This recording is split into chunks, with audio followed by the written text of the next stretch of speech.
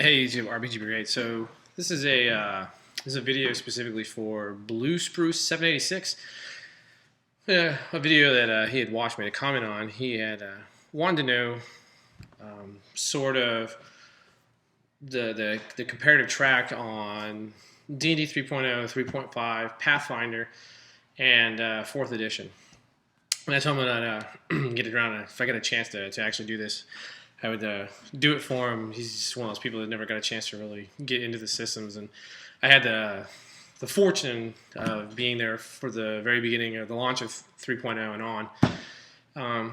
So when you have first edition and second edition, the changes from first edition to second edition were pretty radical in a lot of players' minds.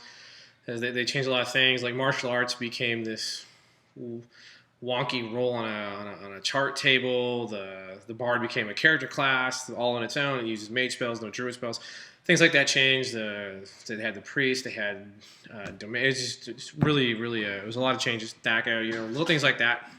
Little improvements and tweaks of the system. So in 99, 2000, when third edition launched, it was a pretty huge deal, right? I hadn't really followed it. I knew it was coming out just from going to the game stores and whatnot. And there was a little chitter-chatter in this from the game store nerds. And then the day it launched, I went to a local gaming store. I was down in Texas, down in San Angelo, down there for some training. And me and a couple of guys that I worked with, we went and picked up the handbooks. And we sat down and we just... when you open it up, it's blown away. So the changes were very significant. They were more significant than any edition that had come before it, quite honestly. The character classes have been revamped. It really looked like D&D had just taken that step forward. They had taken a look at other systems that at the time and around them, what was going on, and decided to implement a few things. And they still played their cards close to the chest with third edition. So what the big changes were is you had feats and you had no shit skills, right? In second edition, you had non-weapon proficiencies, and they were basically, you had a set number that you started out with based on your character class, like 4 or 2 or 3, it just depended on what you were. And they were very basic. You didn't have skill ranks. You just had, it was binary. You either had it or you didn't have it, and then there was an associated ability that lets you roll to do it. With skills, now you had skill ranks, you had abilities that attributed to them, and each character class got a certain number of skills, sort of like the non-weapon proficiency days, based on what the authors perceived abilities of those classes were.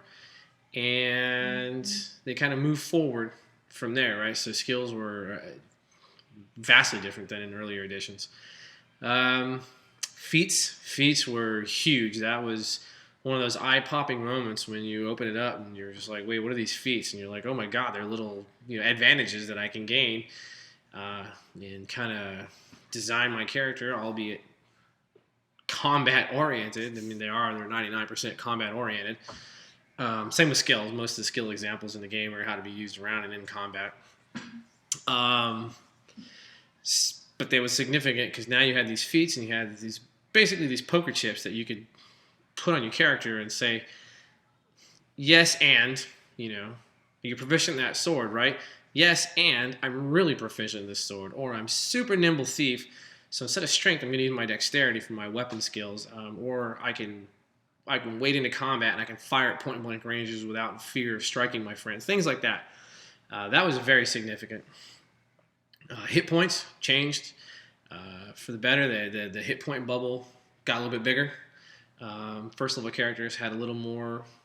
They felt like they had a little more longevity. It wasn't like it was a significant jump, but coupled with the system and the feats and how the classes now played out with their abilities tied to them, your character's initial first to third level survivability was up a notch.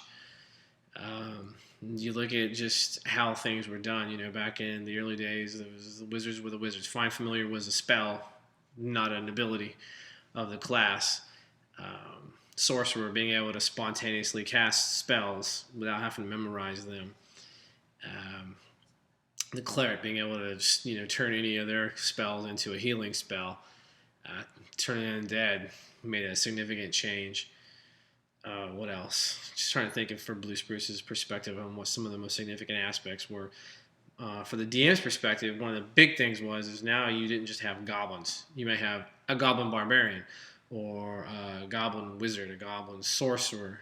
The inclusion of the NPC classes was huge for me for running games because I really enjoyed having the warrior, the aristocrat, the adept, the expert, and the commoner, because it showed you how the character classes fit in. A lot of people assume that the character class, like a first level fighter, is just Joe Fuckhole from the military. It's not true.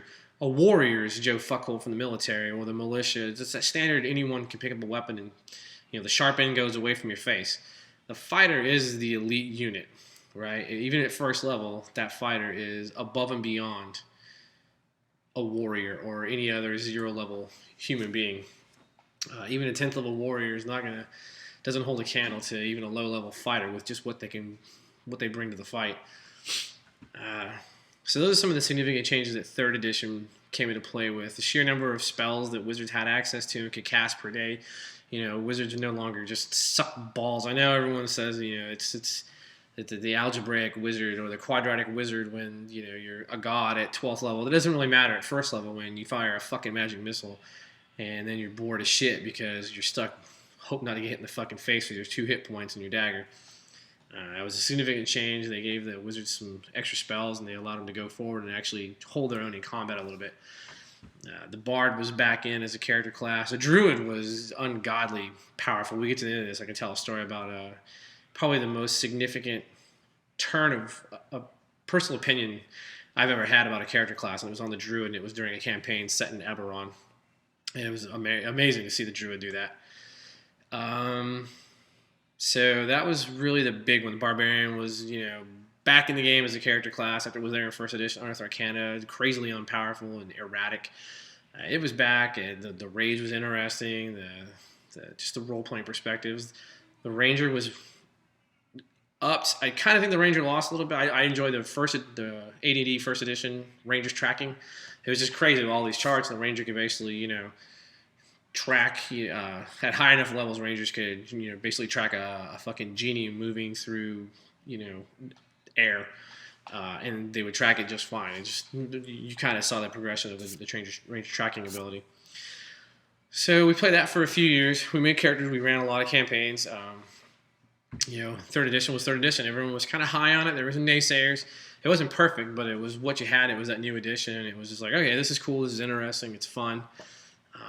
Fast forward a few years later, and the amount of errata that was being done ended up culminating in 3.5. It wasn't significant changes where it was an entire edition change, but there were enough errata points that they realized, okay, well, we probably can reissue these rule books and get more money out of people. But they did put the errata out for free, so you didn't have to buy the books. That's I think it's a misunderstanding a lot of people may have about what happened. So in there, there were power tweaks is really what was going on with that. Like, for instance, the ranger became able to specialize, right? Either you're a dual weapon wielder, fucking Drizzt Do'Urden, or an archer. You get to choose that does pass the rangers and split on. The paladin can now summon their mount instead of having to find the mount. The monkers retweaked, the clerics were retweaked. There's a lot of little things kind of shifted here and there. Any more significant things like spontaneous spell casting to some of the arcane casters. They had new feats.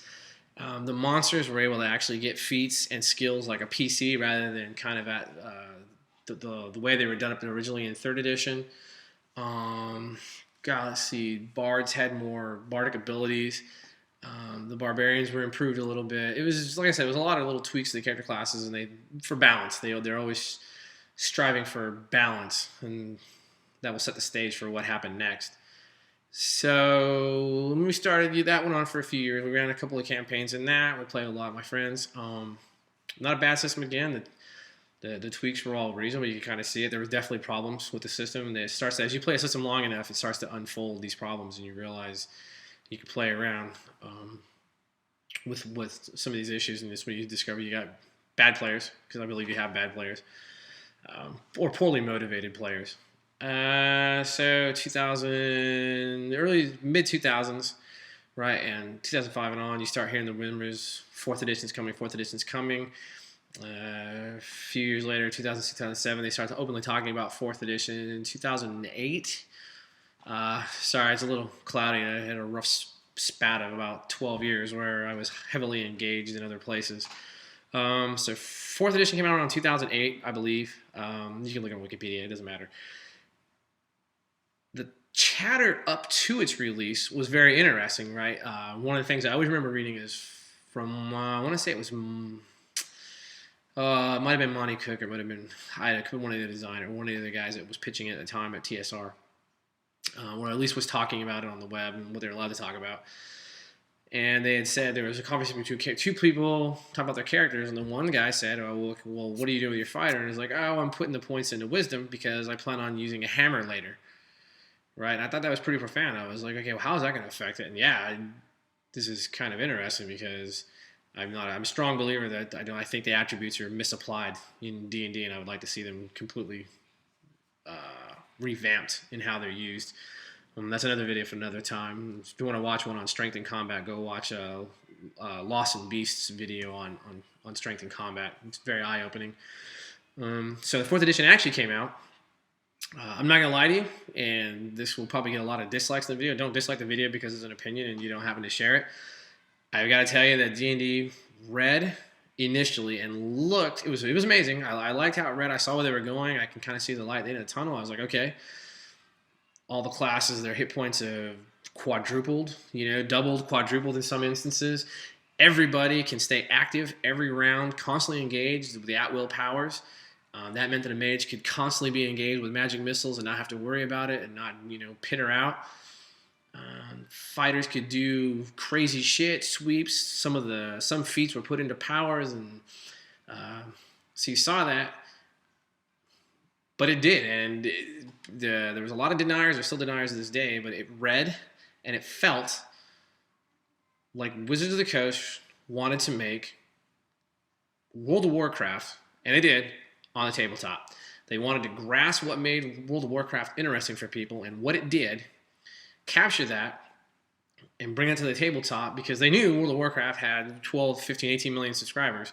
If they can capture some of those people that don't play Dungeons & Dragons, right? Because there's a significant number who think D&D is super fucking nerdy, but they don't mind sitting at their computer for 12 hours a night and, making fucking clothes and crafting dandelion potions. And that's not nerdy at all. If they could grab those people and bring them in, they needed a way to do that. And I know people still say they didn't design it to copy World of Warcraft. There's no way, no how they did that. It's bullshit. They actually finally fessed up to that. There's a really good article.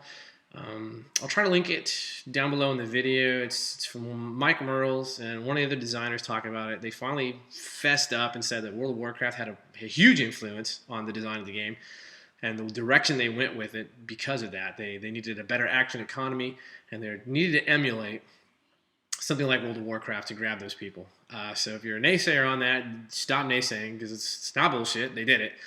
I didn't say I'm not telling you I hate 4th edition. You shouldn't play 4th edition. I do. I was on my list of Gaming 101. I think you should play 4th edition because it's very telling on what happens, and it is a design theory, and it's one that needs to be examined. So that's what happened with 4th edition, is that it upped player ability, player agency, increased tenfold, 100-fold. What it also did was that it removed Dungeon Master agency from the game. So where before it was people perceived the game as being adversarial. In the early days, they had adversarial gaming. And there were some dickhead Dungeon Masters and some asinine players, and motherfuckers want to play ninja no matter what game they play. Or the DM who's it's his way or the fucking highway. Like, that's all bad. But with 4th edition, the DM is not really making as many calls anymore. They are, it is what it is. They're basically laying out the game board, putting the pieces down and interacting on a level with players, but not in a highly narrative way. Can you have a narrative-driven version of 4th edition? Yeah, sure you can. I mean, there'll be a lot of people in the comments that say they've done this, they do that, and they have a purely narrative Dungeons & Dragons. They can say that all they want. Excuse me. I'm not saying they're lying. I'm saying that they may have a misperception of exactly how much narrative is involved in their game and how much combat is involved. One of the things that did change too was that combat in third edition was very difficult for the dungeon master to plan, because it was you had the encounter levels, you had to balance the encounter levels to the party level, and you had to take a look at that, take a serious look at that. And if you upped one of the monsters, you had to recalculate. It wasn't. They thought it would be easier, and it initially was, until you got the higher and higher tiers of play, and then you realize it was becoming just a nightmare of balancing encounters. And by balance, you just didn't want to up and rape a bunch of characters and piss people off, unless there was a purpose for that in the story. See module A4, or actually A3, and then an A4 for the Slave Lord series. So with fourth edition, the combat became all tactical. You had to know where every single piece was on the board at every single moment, and how you were going to interact with that, because you had to control the map area. You had to control the game board area. Sorry, I had a little bit of a brain fart there when we were talking about combat. So, but the design, encounter design in fourth edition, super simple. Super simple. It's actually probably one of my favorite editions of D&D for designing an encounter. There's no real guesswork to it. You can just pull creatures, you get some minions, and you're like, okay, here's the economy that I have, and here's what the level of threat that I want the party to feel, and we'll go to it. The problem is that on the combat side, the hit point bubbles had become so enormous, so ridiculous, that it took hours to conduct combats at certain levels or for certain numbers of groups of creatures, and literally hours. And it was so bad that you can look for podcasts. Happy Jack's RPG podcast in the early days talk about it. They were trying to figure out ways. A lot of people trying to figure out ways to make the combat go faster, smoother, slicker. It was just, it's crazy how bad combat could get. And you're not there to play D&D for hours on end just to fight a fucking monster. You want to kind of move on with the story, interact, and have a couple of fights here and there. So there were some solutions, half the hit points, all damage is always maximum, things like that. Exploding dice on damage rolls. It is a lot of things you can do to actually just say, okay, let's step up our game, make it a little bit deadlier and faster, and get on with it. The fight with Orcus, if you should read Orcus's stats if you understand 4th edition nomenclature and write-up and rules. Take a look at Orcus's stats from that famous 4th edition module, and it's asinine how long it will take you. Forever. So you still had feats. 4th edition went the MMO thing. They went hog wild in a couple of weird places. Some of the new races, that was a big thing, is they try to introduce non-Tolkien races into the game. It's another video for another time about Tolkien versus non-Tolkien, and players' attitudes and people's attitudes in general towards that. So they had the Dragonborn, the Tieflings, the Gnome was out, the Halflings changed up to be more like the Kender. They weren't little fat fucking hobbits eating 5 meals a day. Now they were lithe and they could run around the field. They were more agile. They're more like gypsies, if you will. Sense of humor, all that jazz. So that's really the big differences with 4th edition that I can really think of. Weapon proficiency, you've always been able to have weapon proficiencies, but now you actually had a bonus based on the weapon you chose. Like a longsword has a different bonus than a scimitar, than a short sword, than a broadsword, than a bastard sword. So all these little things played into play. And the biggest thing that 4th edition also did was it brought in a lot of people who have never played D&D before that point, because the old guard was leaving rapidly from the D&D fan base. We'll get to the next system after this.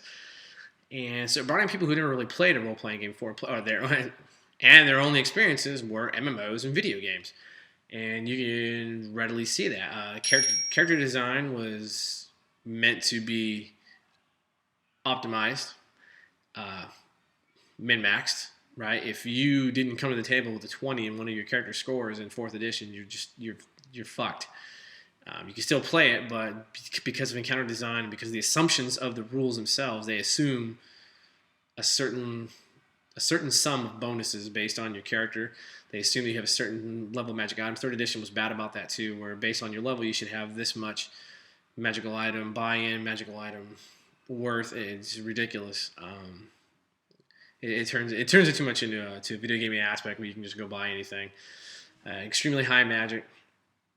So the big change in 4th edition is in third edition D&D and all the other early editions. To heal, you either rested overnight for weeks on end, or you fudged the healing roll and said, oh, you get a couple of hit points back. Or you had a cleric who could heal you, or a druid who could heal you, or a bard who could heal you, whatever. Someone could heal you with the spells. 4th edition, you had second winds. And since I think Blues Bruce said that he actually played 4th edition, you know what I'm talking about. It's where you could take that breather and you can get back, you know, some of your hit points, some of your vigor, your stamina, whatever you want to, however you want to think about it. That was another huge change. So that's it for 4th edition. I know you play 4th edition, so you know, comparing it's kind of difficult. If you really should, you can look at the SRD for D20. It's totally free. It's online. You can take a look at those. And if you're familiar with 4th, you can kind of read in there and be like, okay, well, here's character creation section, here's character creation, here's character classes. You really see where the changes went through, and it's pretty amazing at what happened. Like I said, 4th edition's big thing is everyone does something all the time. It's sort of in the Cliff Bleszinski mode of interacting with human beings, and if you're not doing something every so many specified seconds, it's by a study they did, then you have player disengagement, and you want to continually keep someone engaged in their interactivity with your thing, your game, be it a video game or a board game or whatever. So I told you the old guard was leaving D&D rapidly. There was a lot of people who just did not think 4th edition was where they wanted to be. I played 4th edition. I played through 2 campaigns, and I've actually run it for some new people, some players, my wife and my daughter. I've sat down there and made some characters. I wanted to see the outsider's perspective on the different editions and different settings or different rule systems. So they liked it. It was a little confusing. There's a lot of shit going on with all these cards and power cards. You lay them out in front of somebody who doesn't really play, and you got to get used to it. So the old guard left for Pathfinder. Paizo took the OGL and from D20, and they ran with it.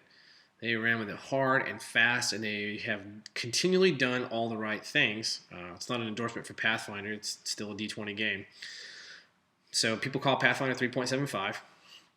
You can find a number of reviews on it. Pathfinder took those building blocks of 3.0, 3.5, and really did right by them. They changed a lot of things up. Just when I first saw the Pathfinder, I was the beta when it was open out of the alpha and the open beta. It was amazing what you were looking at. It was very respectable what they've done. I have a lot of respect for those guys. It was very well done.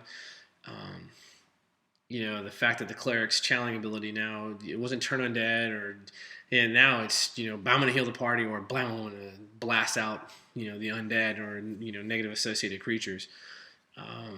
Sorcerer bloodlines actually mattered what you chose. Before it was a role-playing perspective. Now it's like, oh, what's your bloodline? Oh, it's Draconic. Well, here's a list of extra shit you're going to get because you chose Draconic. Rangers, rogues, excuse me, everyone has changed except for the fighter. They changed it. Basically, Pathfinder's big contribution to it was there are no dead levels. So every single level you advance, you're gaining an ability. You're gaining something to do. That was a huge shift. Now, for the people playing Pathfinder, if you've never taken a look at a game called Trailblazer, it's basically the same thing as Pathfinder. It's that OGL. These guys took it, they analyzed it. Most of the book is this analysis, and Tetsubo has a really good review on Trailblazer, and he's the reason that I actually went and picked it up. But it's an in-depth analysis of how the game system works in D20, all the numbers, what they mean, where the bonuses lie, what everything means. But the best part of it, and it's sad, it's the one fucking page that I actually use out of it if I ever run a D20 game, is the fighter. They made the fighter incredible. It gives the fighter something to do. If you're familiar with Pathfinder and their rogue tricks, imagine a fighter around 5th level that has weapon expertise tricks, if you will, where they can imbue their abilities with weapons to a higher degree, and it goes up every so many levels. It's just like rogue tricks do. They gain these special abilities with a weapon. It engages the fighter and makes them very interesting, because a fighter often is boring and trite and comes down to I hit, I miss, I hit, I miss, I hit, I miss, I hit, I miss. Oh, thank God the fucking wizard took the rest of the monsters out because I'm getting tired. Corpsman up, or for the medic to heal him. So it's just, the fighters are very just vanilla fucking plain Jane. But Trailblazer, it's on RPG now, is a really good Really, really good take on the fighter. I highly suggest anyone who plays a fighter to take a look at that and use that information to make your fighter. So Pathfinder is not too much of a departure. It made some significant changes to character classes and game system. For instance, Arrow, you would always have someone who wanted to grapple, bull rush, fucking charge, any number of awesome things in combat. Nothing wrong with those. Those are great because it's thinking outside the box and trying to figure out how I'm going to get tactical advantage over my enemies, and push them to where I need them to be. Pathfinder took that concept and said, "Yeah, you can do it, but we're going to simplify this shit. We're going to give you the combat maneuver bonus and a combat." Oh my god, I just brain farted. It's a defense bonus and your combat attack bonus, basically. So those are the only two numbers you need to worry about. And if you're going to try to grapple, you roll the d20, you add in the combat bonus, and you compare it to their fucking combat defense. Right? That's it. It's straightforward, easy day. There's not a lot of them go to the book and look shit up. It's straightforward. It's very simple, very straightforward. Nothing much else. There's some changes like the barbarian rage ability, kind of like the sorcerer. It depends. It really matters what your choices are. There's a lot more. I don't know, role play behind the seams. I think in Pathfinder. Pathfinder's all right. It's probably my favorite of the D20 systems. I'm in a Pathfinder game now. We're just starting off. I play a Cavalier. He's a human Cavalier. We are in the Pathfinder setting. And, I made the guy, and it's actually kind of enjoyable. I kind of like it. I like where he's going. But, again, it's the background I've given the guy and the hindrances that I placed upon him. It may bite me in the ass combat-wise, but it's not that big of a deal. He was 46, discard lowest, and range desired. So I told you that I would tell you a story afterwards about a 3.5 druid. We were in an Eberron campaign, and a really good friend of mine was playing a half-orc druid from whatever the fucking orc area is in Eberron. And during this, we went through the series of modules they wrote, and I had a chance to interact with Keith Baker on these. And yeah, I was kind of a dick about some of the comments I was not leaving him, but giving him the feedback I was giving him. But it was for a reason very poignant. First of all, I thought the modules were all written to be the grand fucking tour of Eberron to say, look how awesome this place is. They're very railroady. I get that. It still sucks. But the druid, and my buddy, he's kind of like, does this kind of similar job that I do. He's used to thinking outside the box and creative solutions to extremely difficult problems with very little gear. So the one thing that opens up in the beginning of the game, it's kind of fuzzy now, but so we're chasing this carriage. So we figured the carriage is doing about 30, 35 miles an hour. You look at the movement speed and how far the distance and all jazz. So you're about 30, 35 miles an hour. We're on our horses. He's on a carriage. And we can't figure out how to stop this motherfucker. He wasn't going to get away. He was supposed to get away, but because we're a bunch of stubborn assholes, he was not going to get away from us. So my friend looks up and he's like, holy shit. All right, how far away is it? He's like 400 yards. I'm like, oh my God, we're not gaining on this. And he's like, all right, I cast Entangle. So Entangle has no range. It's line of sight. So when you cast Entangle, everyone knows you get entangled, right? You make the saving throw and you half the movement rate or you get completely stuck. Well, when fucking horses in a carriage are doing 35 miles an hour and they enter into that mass of growth and they fail their saving throw, they've now gone from 35 miles an hour to 0 miles an hour. Right? Yeah. It's a fucking car crash into a wall. It just mangled the shit out of the horses, the carriage. The DM, he thought on his feet. Another good friend of mine. So we're proud of him. He's able to keep his own against us. But it was a tough one because you're like, oh my God, you just fucked this guy's day up with a stupid first level spell.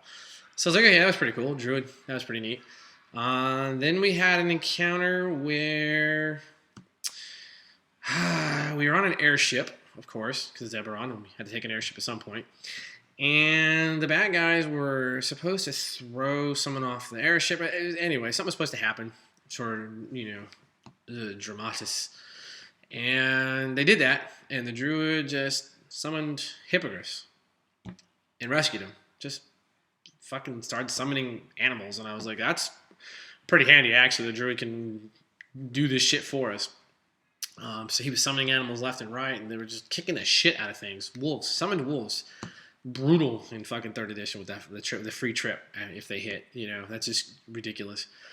Then we had to go on the Gnomish submarine, of course, because all the fucking airships. That's all the airplanes in LaGuardia suddenly don't fly anymore, right? So now you just got to take a Navy ship across the Great Lakes.